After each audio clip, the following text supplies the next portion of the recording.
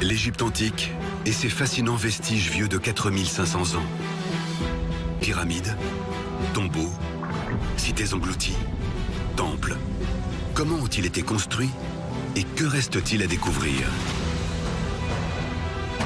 Des millions de blocs de pierre ont été transportés sur des distances incroyables pour les bâtir. Et les outils nécessaires ont été fabriqués avec des matières issues de contrées lointaines. Mais ces prouesses logistiques, avec les moyens de l'époque, questionnent encore les scientifiques. La façon dont les Égyptiens ont construit cette pyramide est un vrai miracle. Avec uniquement des hommes, des outils et des bateaux, sans aucune technique moderne, comment les pharaons ont-ils fait construire des monuments aussi parfaits? La pyramide d'Awara est une merveille d'ingénierie. En fait, c'est une pyramide inviolable. L'une des clés du mystère est peut-être un élément prodigieux qui se trouve sous nos yeux depuis l'âge de pierre. Le Nil. Le fleuve le plus long du monde après l'Amazone. 6700 km d'eau qui se jette dans la Méditerranée après avoir traversé une dizaine de pays. Un trajet plus grand qu'un vol Paris-New York. On pense que le Nil a toujours été ce qu'il est aujourd'hui.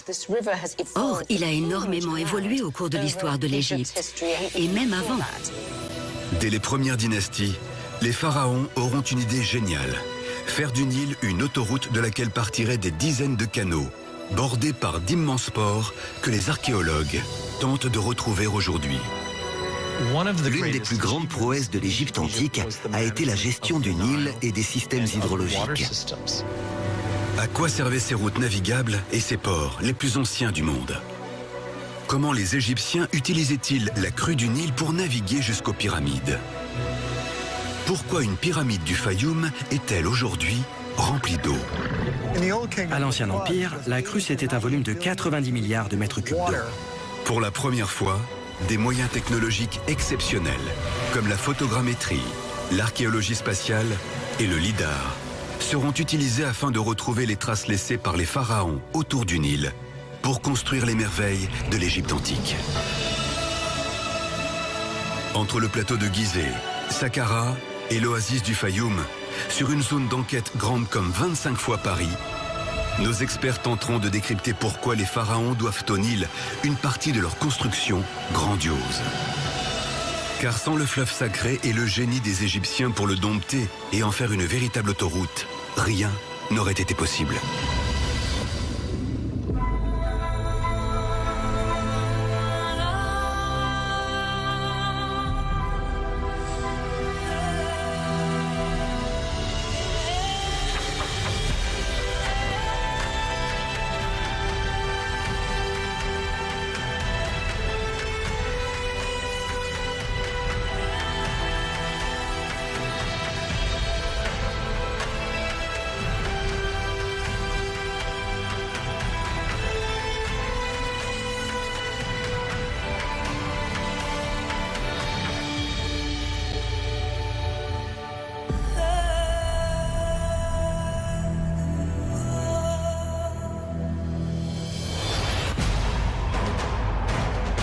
Sur les rives du Nil, en Égypte, la mégalopole du Caire et ses 20 millions d'habitants feraient presque oublier les vestiges millénaires du plateau de Gizeh.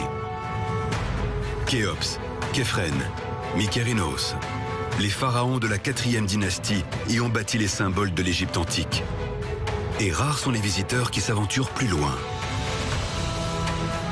Pourtant, à 2 heures de route du Caire et de l'ancienne capitale, Memphis, se trouve une anomalie au milieu du désert libyque, le Fayoum. Une oasis millénaire d'environ 1500 km², plus grande que la ville de Los Angeles aujourd'hui, et dont les secrets archéologiques sont loin d'être expliqués. 8 siècles après les grands travaux de Khéops à Gizeh, un pharaon consacrera son règne à métamorphoser le Fayoum. Le plus grand souverain de la 12e dynastie, Amenemhat III. Amenemhat III a été l'un des rois les plus importants d'Égypte. Pas seulement par la durée de son règne, long de plus de 40 ans, mais aussi parce qu'il a laissé son empreinte dans tout le pays. En En creusant le canal du Bar Youssef à partir d'un ancien bras du Nil asséché, le pharaon Amenemhat III connectera le fleuve sacré au désert pour bâtir son royaume, faisant ainsi de la région la plus ancienne plaine agricole artificielle d'Égypte.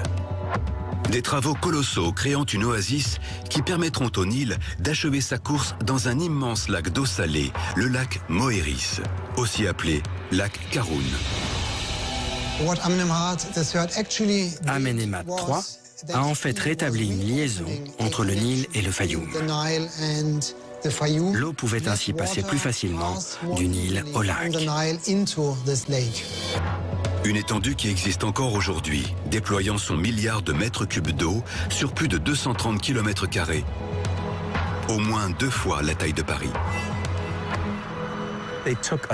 Ils ont transformé un lac d'eau salée en un lac d'eau douce grâce à l'eau du Nil. Leur connaissance en hydrologie et en gestion de l'eau était tout aussi impressionnante que leur technique de construction des pyramides. Car le pharaon ne s'arrêtera pas à ses travaux sur le Nil. Dans sa course effrénée à la construction et pour laisser sa marque au cœur de l'Égypte, Amenemhat III fera bâtir 2 immenses colosses de quartzite entre le Nil et le lac, sur les berges d'un canal aujourd'hui asséché. Des colosses dont il ne reste aujourd'hui que quelques pierres, perdues dans les champs du petit village de Biarmou, mais qui constituaient pourtant il y a près de 20 siècles le point d'entrée vers l'incroyable pyramide du pharaon, dont la particularité est d'être désormais remplie d'eau. À l'entrée de cette partie du Fayoum, Amenemhat III a fait construire 2 immenses statues sur des socles en roche calcaire. Même si aujourd'hui les statues ont disparu, on peut les imaginer grandioses et majestueuses, incarnant à merveille le raffinement de l'art égyptien de cette époque. Ces 2 statues qui s'élevaient face au lac représentaient Amenemhat III. Ce sont sans doute les colosses connus les plus anciens. Seul un survol du site à plus de 300 mètres de hauteur permet de mettre au jour son immensité. On voit très bien les vestiges des 2 enceintes. Donc ces enceintes étaient composées de murs en fait épais de près de 5 mètres. Les socles, quant à eux, sont toujours plus ou moins bien préservés. Et donc sur ces socles étaient posées des statues du pharaon qui mesuraient au moins 11 mètres. Posées sur leur socle de 6 mètres, les statues étaient au total presque aussi hautes que l'obélisque de la Concorde à Paris. Elles devaient peser 350 tonnes chacune, soit le poids d'une quinzaine de bus. On ne connaît aucune autre statue aussi grande et aussi ancienne que celle-ci. Entre le Nil et le lac, elle marquait symboliquement l'entrée dans le Fayoum, en célébrant le pharaon tout-puissant. Ces colosses sont aujourd'hui abandonnés aux herbes folles et ne sont presque pas visités. Alors qu'ils ouvrent le chemin vers une pyramide totalement méconnue, construite par le pharaon Amenemhat III et aujourd'hui entièrement remplie d'eau.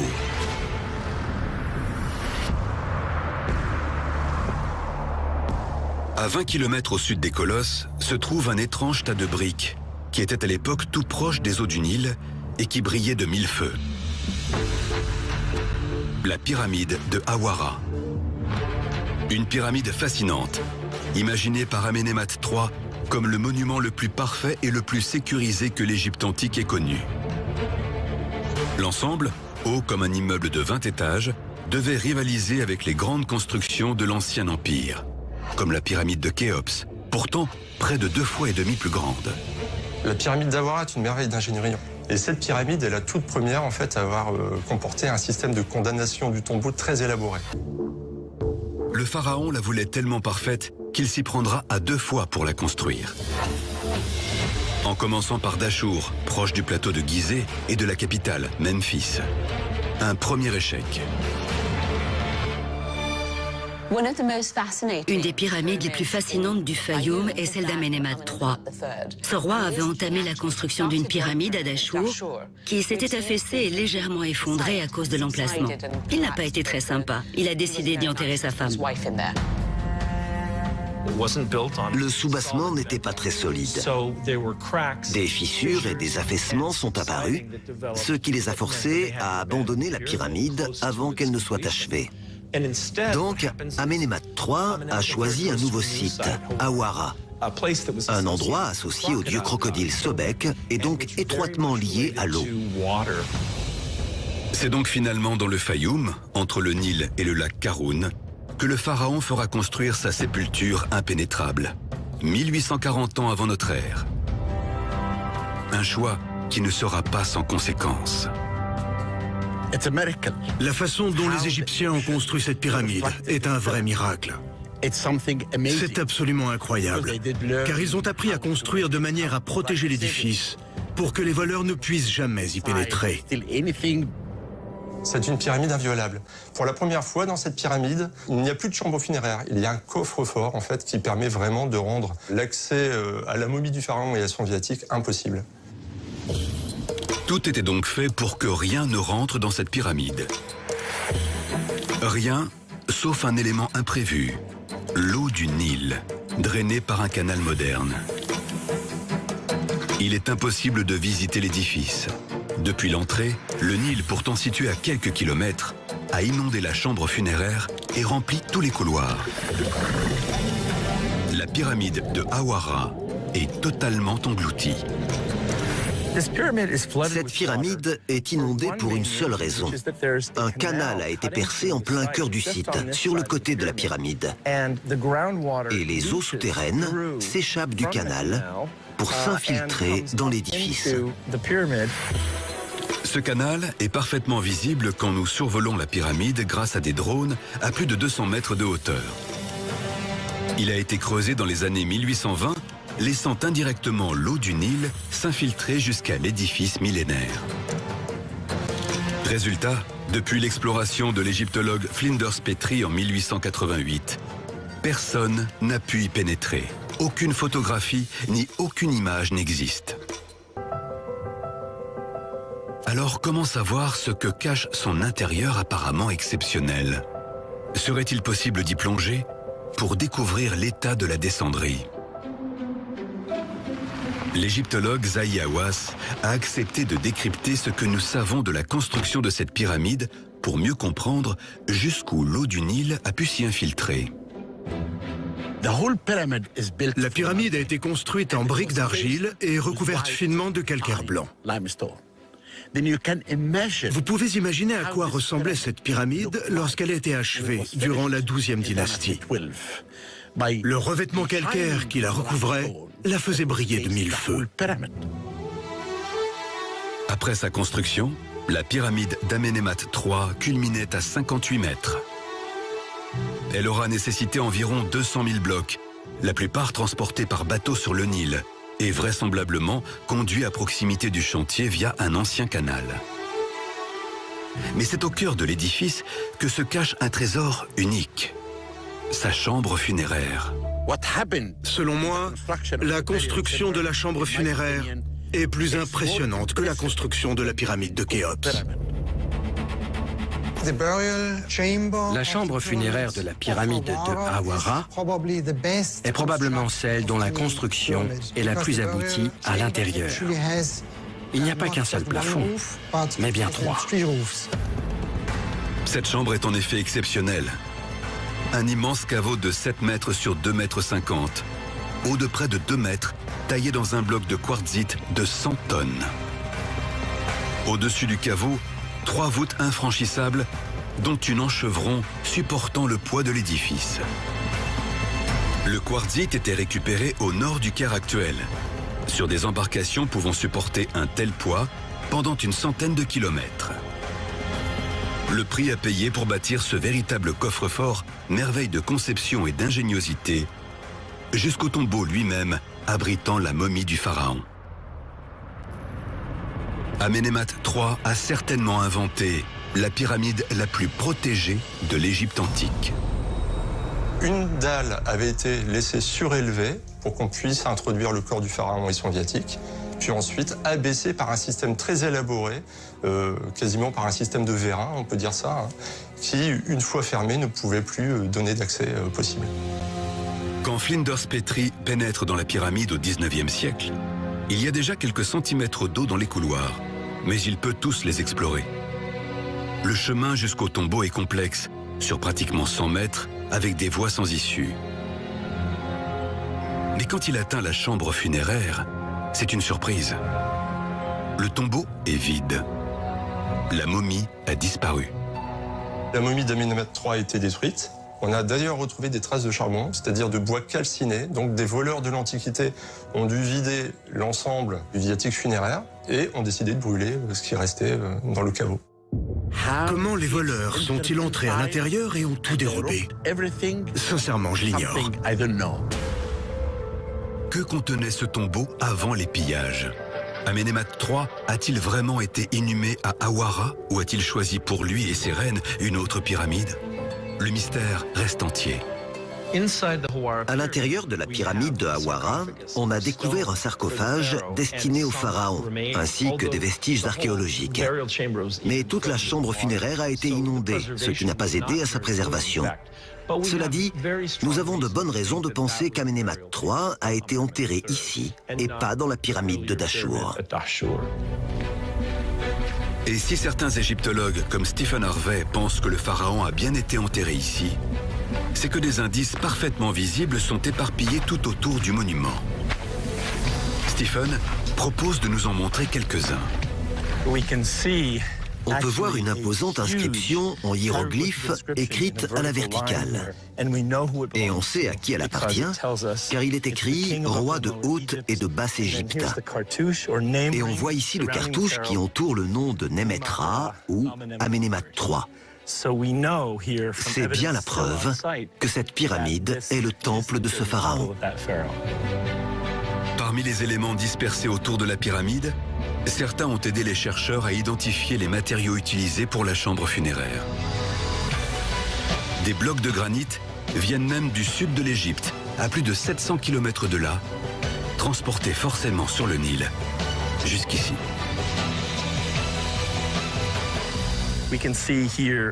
On peut voir ici des fragments de granit venant d'Assouan, tout comme le quartzite, qui a servi à construire l'ingénieuse chambre funéraire. Tous les plans de la pyramide datent de Flinders Petrie en 1888. Depuis, personne ne s'est aventuré à l'intérieur. Il n'existe ni photos, ni films. Comment connaître l'état de ces couloirs rongés par l'eau? Le trou percé par les pilleurs de sarcophages est-il toujours accessible? Pour le savoir, une seule solution. Plonger dans le tunnel étroit. Une opération impossible pour des humains. Nous utiliserons donc un ROV sous-marin, un robot miniature capable de filmer et de se déplacer dans des espaces confinés sous l'eau. L'opération n'a jamais été réalisée. Elle est totalement inédite.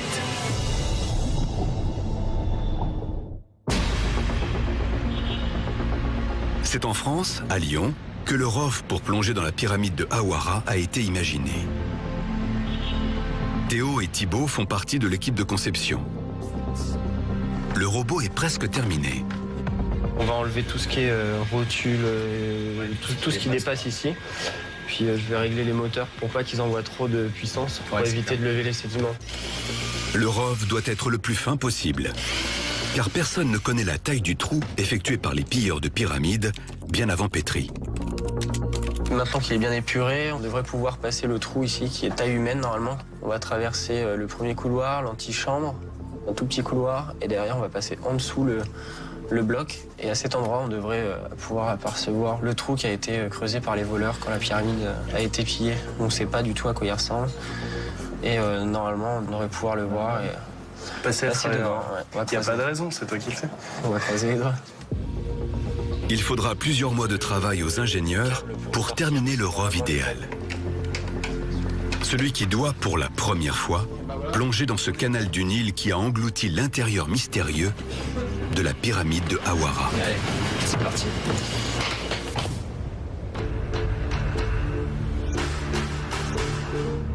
Pour construire sa sépulture, Amenemhat III s'est inspiré notamment de ses prédécesseurs du plateau de Gizeh, Khéops, Képhren et Mykérinos, qui ont bâti leur pyramide 800 ans plus tôt.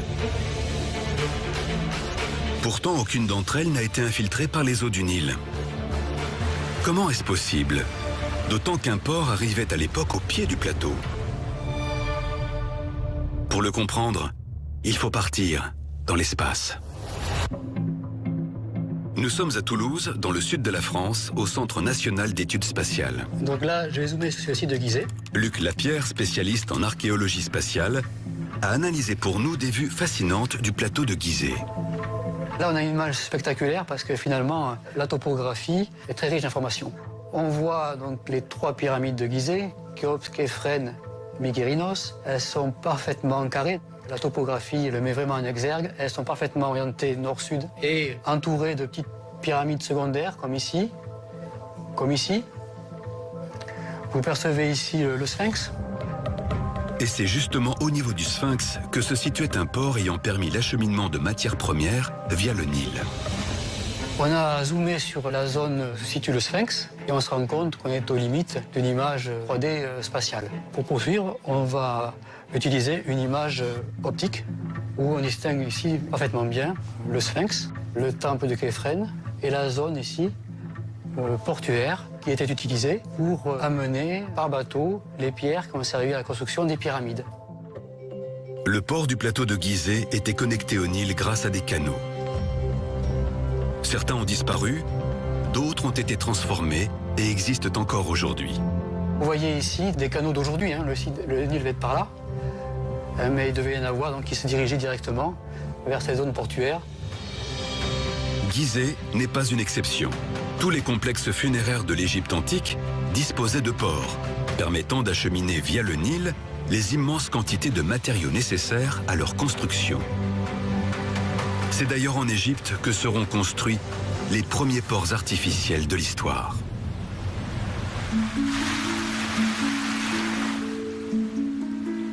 De nombreux ports jalonnent le Nil. Il y en avait à Gizeh, il y en avait à Memphis, à Saqqara, à Abou Sir. C'était dans ces ports que les bateaux s'arrêtaient pour charger les matériaux et les transporter. Fait étonnant, à l'époque, la plupart des ports en Égypte sont fluviaux, c'est-à-dire situés sur le Nil ou ses canaux, et non sur la mer. La raison est simple. Les pharaons avaient fait du Nil la route principale du pays. Le Nil est essentiel parce qu'en Égypte ancienne, il n'y avait pas de route. C'est pour ça qu'il y avait un réseau de canaux très important, comme un réseau routier. L'Égypte n'aurait pas pu exister sans le Nil qui la traverse du sud jusqu'à la Méditerranée où il forme le delta.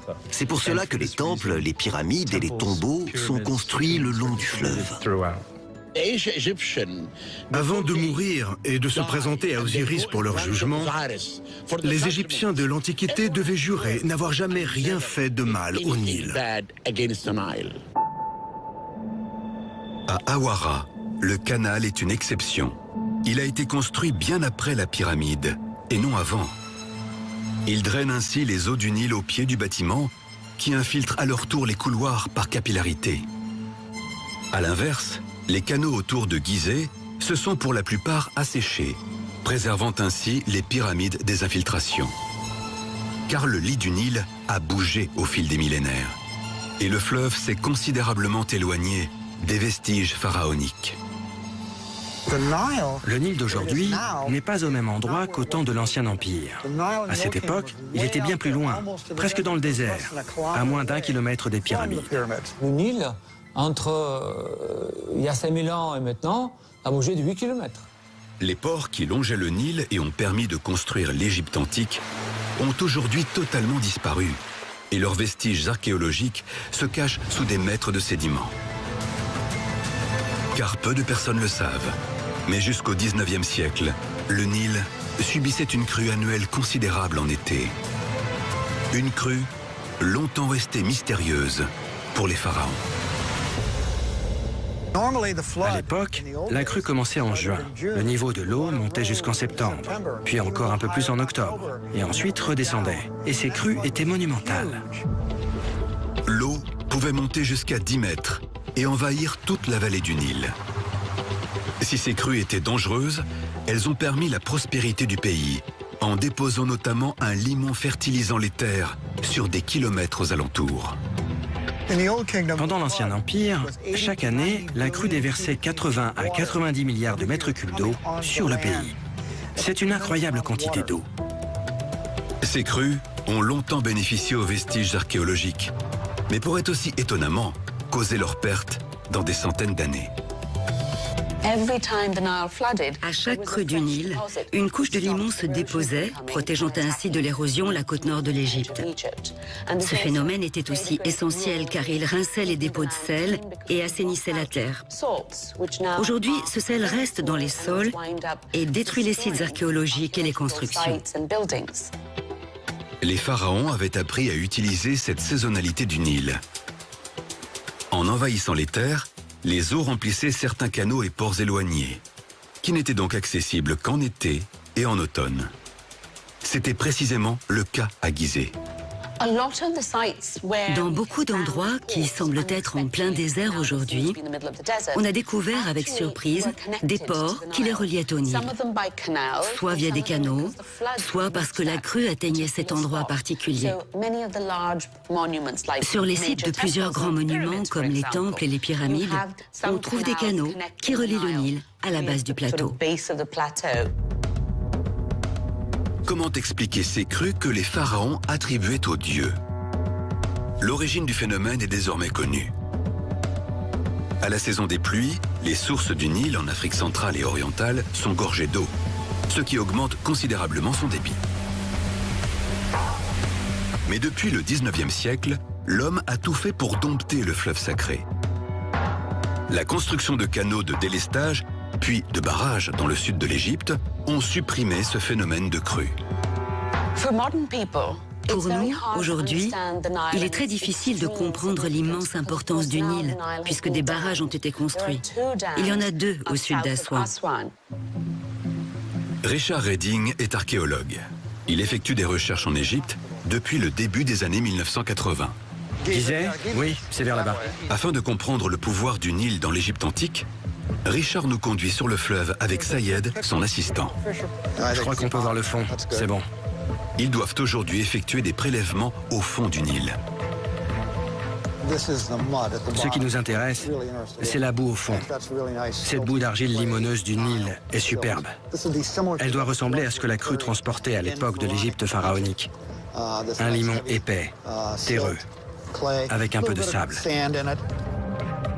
Lors des crues, l'incroyable débit du Nil permettait de transporter et de déposer cette boue épaisse dans toute la vallée. Quand la crue était forte, elle déployait une énergie incroyable et pouvait transporter plus de sédiments. Voici ce qui aurait été déposé sur les terres par la crue. On estime que le Nil transportait à l'époque des pharaons plus de 110 millions de tonnes de sédiments par an jusqu'à son delta. 10 fois plus qu'aujourd'hui. Richard nous propose de réaliser une expérience. Reconstituer la crue du Nil pendant l'Égypte antique dans une bouteille. Imaginez que cela représente le Nil, transportant cette énorme quantité de boue lors de la crue. Tant que l'eau se déplace rapidement, toute la boue, la terre et le sable restent suspendus dans l'eau, grâce à l'énergie cinétique.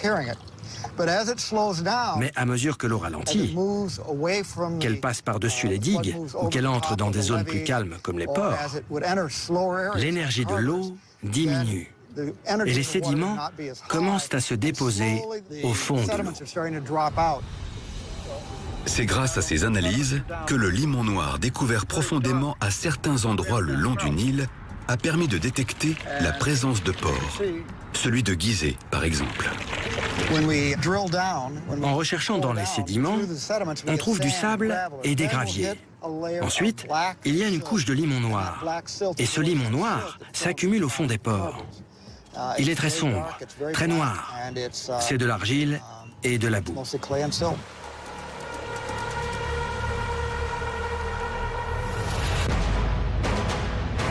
Retour à Lyon, dans le sud-est de la France. C'est là que nous avons trouvé le moyen d'explorer l'intérieur de la pyramide de Hawara, engloutie par un canal du Nil. Les nouvelles technologies vont nous permettre cette prouesse. Grâce à un drone sous-marin compact et maniable, spécialement conçu pour l'occasion, après 3 mois de travail. Thibaut, ingénieur mécanique et pilote expérimenté, nous accompagne en Égypte jusqu'au Fayoum, à 2h30 du Caire, là où se trouve la pyramide à explorer. Personne n'a pu visiter ces couloirs depuis plus de 100 ans, et il n'en existe aucune image. Réussir à parcourir la descendrie jusqu'à la première herse et filmer l'opération serait donc une avancée historique. L'objectif, c'est de descendre au niveau de la descendrie où il y a plein de gravats. On va mettre le drone à l'eau à cet endroit-là, traverser l'antichambre et arriver face à un bloc qui a été percé par les voleurs à l'époque. Le canal creusé au début du 19e siècle à côté de la pyramide pour drainer le Nil a permis à l'eau de s'y infiltrer définitivement. Notre mission est donc de parcourir le premier couloir, de vérifier l'état des murs et de confirmer que le trou percé par les voleurs ne s'est pas bouché. Mais l'exploration s'annonce périlleuse. Le sol est boueux et la moindre erreur peut transformer l'eau cristalline en un mélange totalement opaque et impraticable.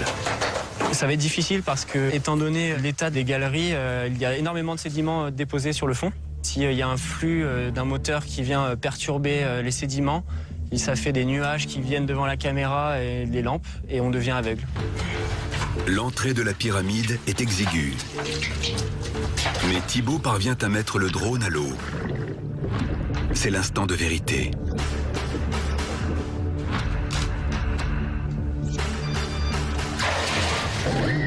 Les moteurs sont allumés et le robot commence à plonger dans les entrailles de la pyramide. Mais pour Thibaut, la tâche ne fait que commencer. À l'aide d'un joystick, il doit déterminer la vitesse, la profondeur et l'inclinaison du drone à chaque instant, en contrôlant les images renvoyées par les caméras sur l'ordinateur portable. Il faut avancer lentement. La descente prend de longues minutes.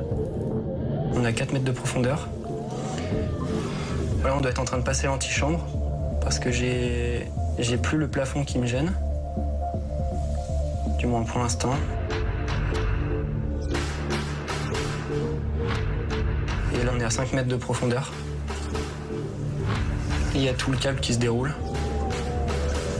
Et on devrait bientôt arriver sous la herse qui a été percée par des voleurs et sûrement empruntée par l'archéologue Petrie en 1888 quand il est rentré dans la pyramide. Là, j'avance vraiment bien. Il y a eu vraiment rectiligne, quoi. Donc, le câble se fait avaler. Nous venons de parcourir plus de 10 mètres. Devant nous apparaît ce qui semble être un immense tas de gravats. Je pense que je suis déjà sous la herse et que là, je suis au niveau du trou de voleur, là. Donc là, je dois changer l'inclinaison du drone pour essayer de retrouver de la lumière. Le trou percé par les pilleurs de pyramides est forcément à cet endroit, d'après les plans de Petrie. Mais il pourrait s'être totalement bouché avec les années. Une seule solution pour s'en assurer, lancer le drone au risque de le perdre, dans ce trou noir aquatique.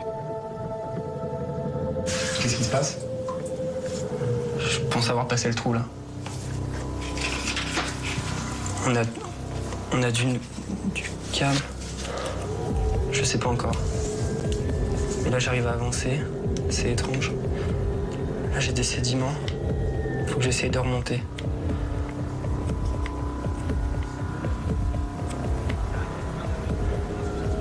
Je suis à 4 mètres de profondeur. Nous n'avons aucune visibilité. La mission semble perdue, quand tout à coup... Oh, c'est bon, je suis de l'autre côté. Je suis de l'autre côté. J'ai une image. On est remonté à 3 mètres de profondeur, or c'est impossible si on n'a pas passé le trou. Donc on a passé le trou. Donc là, si j'avance... Ah. Il y avait des blocs. Je suis à 2 mètres de profondeur. Pour la première fois depuis Petrie, nous venons d'explorer la descendrie de la pyramide de Hawara, inondée par les eaux du Nil. Des images inédites ont été réalisées, permettant aux égyptologues d'observer l'état du premier couloir et de la première herse.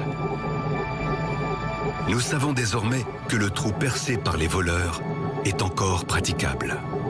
Dès que j'ai réussi à passer le trou, J'ai été comme aspiré en réalité et je suis passé de 5 mètres à 2-3 mètres. Ça faisait comme des nuages et j'ai pu apercevoir pendant quelques secondes un endroit clair.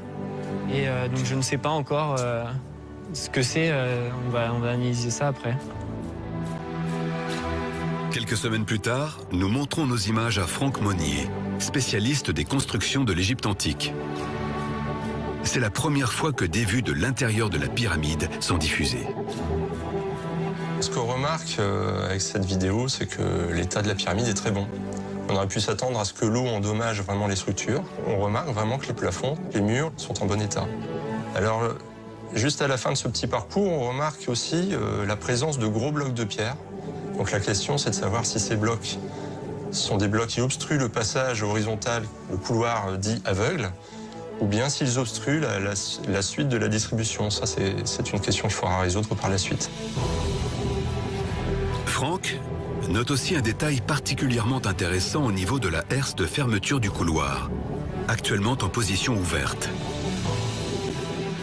Elle est en quartzite. Elle n'est pas en calcaire, cette herse. C'est pour ça qu'on a une couleur quand même différente. En fait, elle pénètre dans le mur en face. Elle repose ici. Et on voit qu'elle est inclinée. Sur les rapports de Petrie, elle n'est pas inclinée. Il les a représentés à l'horizontale. Donc déjà ça, on peut corriger aussi.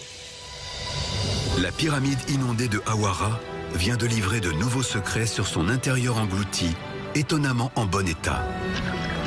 Les plans pourront être mis à jour suite à nos observations et enrichis d'images qui n'existaient pas jusqu'à présent.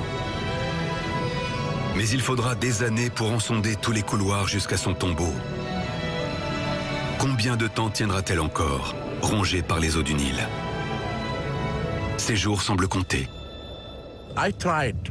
Quand j'étais ministre des Antiquités, j'ai essayé de sauver cette pyramide. Je n'ai pas pu le faire, car le seul moyen d'y parvenir, c'est de traiter le problème majeur des terres agricoles et du canal. C'est un projet colossal, bien au-delà de mon pouvoir d'archéologue. Malgré les eaux du Nil et ce canal destructeur, la pyramide de Hawara est toujours debout, plus de 3500 ans après sa construction. Et c'est aussi le cas à Gizeh ou à Saqqara. En étudiant les ports et les canaux de ces vestiges antiques, les égyptologues tentent de mieux comprendre les méthodes de construction et les matières premières acheminées qui ont assuré la longévité de ces édifices. C'est ainsi que des archéologues français ont fait récemment une découverte exceptionnelle. Un port annexe ayant permis aux pharaons de connecter les rivages du Nil à ceux de la mer Rouge via des expéditions titanesques pour se procurer une matière essentielle, le cuivre. Quand on pense à l'Égypte antique, on pense aux pyramides, on pense aux constructions monumentales comme les temples, les villes et les tombeaux. En réalité, l'une des plus grandes prouesses de l'Égypte antique a été la gestion du Nil et des systèmes hydrologiques. Canaux, bassins d'irrigation et voies navigables qui donnaient accès à la mer Rouge. Depuis le plateau de Gizeh, nous quittons le Nil pour aller au sud de la ville côtière de Zafarana, sur les rives de la mer Rouge, dans le Wadi El Jarf. 200 km de route à travers le désert. C'est là que se trouve ce port annexe, à 160 km du Nil. Un port attribué au pharaon Khéops. Mais à quoi ressemblaient ces expéditions inimaginables? On sait que le cuivre, qui était un matériau très important pour la fabrication des outils, provenait du Sinaï. Dès l'Ancien Empire, les Égyptiens partaient du port de Khéops, de Wadi El Jarf, allaient dans le Sinaï se procurer du cuivre pour les outils, puis rentraient jusqu'au Nil, qui les conduisait notamment au plateau de Gizeh. Les bateaux étaient fabriqués dans la vallée du Nil, puis démontés et amenés en pièces détachées pour être ensuite rassemblés au niveau de la mer Rouge. La connexion des deux ports prenait autant de temps que le trajet Paris-Le Havre à pied. En s'élevant à 300 mètres au-dessus de la mer avec un drone, on peut voir les vestiges du port de Khéops, le plus ancien port maritime artificiel du monde. Depuis le ciel, il apparaît en haut de l'image sous forme d'une jetée en L, dont l'extrémité atteint encore le rivage. Allons-y. Pose ça ici. Aujourd'hui, nous accompagnons une équipe de plongeurs du département central des antiquités sous-marines lors d'une journée de fouilles en mer Rouge, là où le port a été découvert. On va inspecter le brise-lames. Il est composé de 2 brise-lames, un de 160 mètres et un autre irrégulier de 120 mètres. On va aussi inspecter le point d'ancrage. Et si vous trouvez quelque chose, dessinez-le pour que tout soit bien sur la carte. Et j'aurai besoin d'un rapport quand vous aurez fini. Vous devez tous me fournir un rapport avec tous les détails. Bonne chance. Cette fois-ci, leur plongée sera filmée par notre drone sous-marin, piloté par Cédric et Jean-Baptiste, dronistes professionnels. Ok, au niveau du câble, on est bon. Les images, enregistrées par la caméra du drone, seront ensuite utilisées par l'équipe d'IHAB pour analyser les éléments découverts lors de la plongée, car il est interdit de les sortir de l'eau.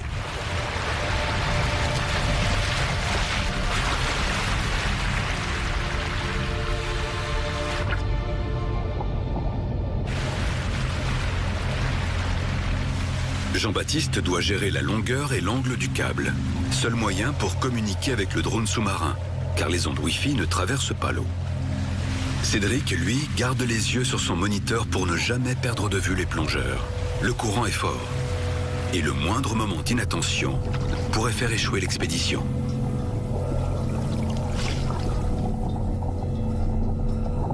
Après quelques minutes de plongée dans la mer Rouge, IHAB nous indique que le site archéologique vient d'être repéré. La caméra du drone filme ce décor sous-marin, figé dans le sable depuis 4600 ans. Nous avons plongé dans la zone où se trouvent les ancres. On en a vu de très grosses. On les a filmées et on en a dessiné quelques-unes. La zone est exceptionnelle. Elle comporte une vingtaine d'ancres de bateaux en calcaire, disposant d'un trou d'attache de 12 à 18 cm de diamètre. Il y avait ici plusieurs tailles d'embarcation, car les ancres sont de formats différents. La plupart des petites sont couvertes de sable. Le sable bouge à cause de la météo et du courant. On a du mal à voir. La visibilité n'est pas bonne, seulement 1 mètre. Grâce à ces fouilles, qui continuent encore aujourd'hui, nous savons que les pharaons avaient fait du Nil non seulement l'artère essentielle au pays, mais aussi un pont de connexion majeur vers d'autres contrées. Des contrées d'où partaient les navires qui approvisionnaient en matériaux les grands chantiers pharaoniques de l'Ancien Empire. Je crois vraiment que la découverte du site de Wadi El Jarf est la découverte la plus importante de l'histoire à ce jour. Ce plus ancien port maritime du monde permet désormais de mieux comprendre la connexion entre le Nil, la mer Rouge et le pays tout entier, il y a plus de 4600 ans.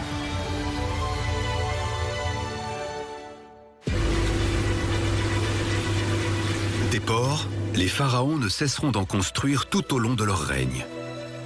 Mais l'un des mieux conservés au pied du Nil est étonnamment celui que l'on remarque le moins. Direction Saqqara au sud du Caire, là où se trouve la nécropole la plus importante de toute l'Égypte antique. La nécropole principale de Memphis, capitale des pharaons pendant des siècles. Un des sites les plus sacrés d'Égypte est celui de Saqqara, bien connu aujourd'hui grâce à la pyramide de Djoser, le premier grand ouvrage de pierre construit dans le monde. La nécropole de Saqqara sera active dès la première dynastie et jusqu'à l'avènement du christianisme. Mais pour assurer son développement, elle devait être connectée au Nil. Vers 2400 ans avant notre ère, c'est le port construit par le pharaon Ounas qui assurera la prospérité de la nécropole. Les canaux du Nil qui l'alimentaient ne sont plus visibles, cachés par les champs et la végétation. Mais nous allons tenter ici une expérience inédite. Prouver l'existence d'anciens canaux grâce à des moyens techniques jamais déployés en Égypte.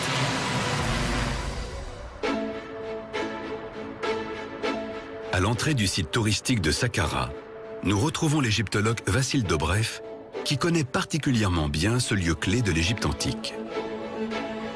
Derrière moi, c'est le temple d'Ounas. On est vers 2400 avant notre ère. Ounas, c'est le dernier roi de la 5e dynastie. C'est ici qu'on va le momifier.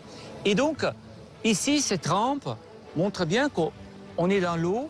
Et puis, c'est un port qui est nourri par l'eau qui vient du Nil, par des canaux. À l'époque du pharaon, précisément à cet endroit, Vassil aurait été entièrement sous l'eau. Le Nil était à moins d'1 kilomètre de ce port, alimenté par des canaux. Mais le fleuve est aujourd'hui 7 kilomètres plus loin. Avec la crue du Nil, l'eau arrivait massivement. Donc il fallait absolument qu'ils creusent des canaux pour guider cette eau. Et c'était là la voie de communication à l'époque, il n'y avait pas de route. Les vestiges du port d'Ounas laissent imaginer l'importance de la construction. Un vaste bassin artificiel de plus de 2 hectares, profond d'au moins 2 mètres, accueillait les bateaux chargés de pierres. Au milieu, une jetée sépare le bassin en 2 parties. C'était certainement un port énorme. Donc ici, on voit un mur, certainement une espèce de rampe là, qui descendait, qui rejoignait le canal, parce que le canal arrive à un moment donné et puis après, on monte. Les archéologues tentent de retrouver les vestiges des anciens canaux connectant le Nil à ce port fascinant. Seul problème, la zone est immense et couverte de palmiers qui masquent les anomalies de terrain. D'anciens canaux du Nil seraient-ils encore visibles sous les feuilles? Comment les bateaux naviguaient-ils du Nil jusqu'au port? Nous avons proposé à Vassil Dobrev d'utiliser pour la première fois en Égypte une technologie révolutionnaire, le lidar. Un faisceau laser pouvant scanner le sol depuis le ciel tout en traversant la végétation. Il faudrait avoir 100 mètres d'écart entre chaque ligne. Julien Bernard est l'un des spécialistes français du lidar par drone. Le modèle qu'il a développé est unique.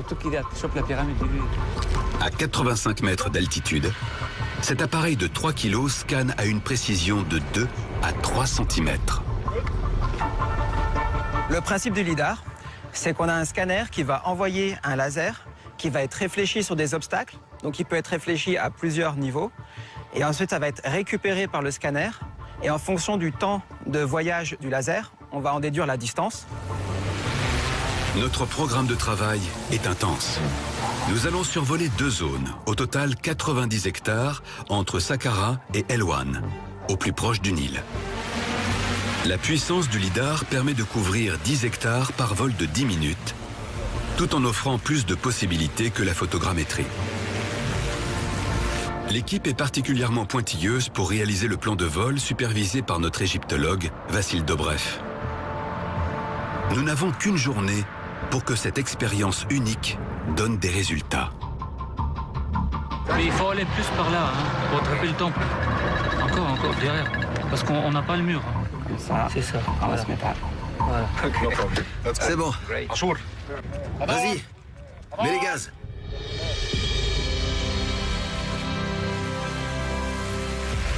Vassil assiste au décollage de ce vol historique. L'espoir de trouver des traces des anciens canaux du Nil est immense. Je suis très ému là, parce que c'est vraiment un rêve d'enfant qui se produit là. Un rêve d'archéologue d'avoir un plan avec le lidar en direct là. C'est génial.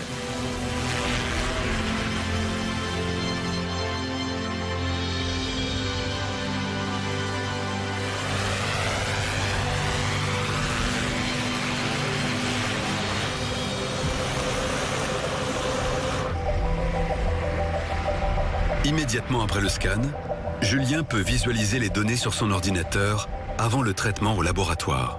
Je vérifie qu'on a bien suffisamment de points au sol. On voit qu'avec les palmiers, voilà, on a suffisamment de lasers qui atteignent jusque le sol. Et on a une telle densité que si on zoome arrière, on a l'impression que c'est continu, mais c'est vraiment des millions et des millions de points individuels. Après quelques heures de traitement, Le résultat est spectaculaire. Le sol scanné avec le lidar apparaît nettement. En un clic, il est possible d'établir des mesures et surtout de supprimer la végétation transpercée par le laser pour voir ce qui se cache en dessous. Olivier Onésime est topographe. Il accepte d'analyser pour nous ces images inédites. Très vite, Olivier remarque un détail captivant, impossible à distinguer à l'œil nu sur le terrain. Quand j'ai vu pour la première fois ces images, il y a un alignement qui apparaît. Alors, qui est absolument pas visible à l'œil nu ni dans le paysage quand on se promène, parce que je connais bien la zone. Quand j'enlève la végétation, on voit très bien l'alignement. Et si on le prolonge, on est quasiment dans l'alignement de la jetée d'Ounas. En utilisant des outils numériques sur l'image, nous vérifions l'alignement et les orientations de chaque élément. Le port d'Ounas est en haut à gauche de l'image, le Nil à droite. La découverte est exceptionnelle. Cette image pourrait avoir mis au jour un ancien canal qui permettait aux bateaux de rejoindre la nécropole de Saqqara depuis le Nil, il y a plus de 4000 ans.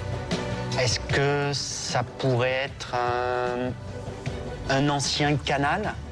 Est-ce qu'au contraire, ça peut être une jetée qui donnerait accès directement au port d'Ounas à sec en période de crue? Ça ouvre des perspectives absolument fantastiques. Grâce à ces relevés, les archéologues pourront accomplir de nouvelles fouilles dans les prochaines années. Et ainsi, peut-être découvrir de nouveaux vestiges laissés par les pharaons le long du Nil.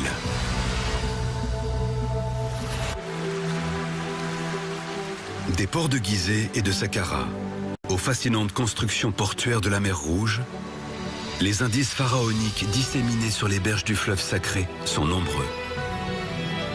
Grâce aux nouvelles technologies au service des archéologues, nous pouvons désormais retrouver ces routes secrètes essentielles à la construction des pyramides et explorer des sites que l'on pensait disparus à jamais.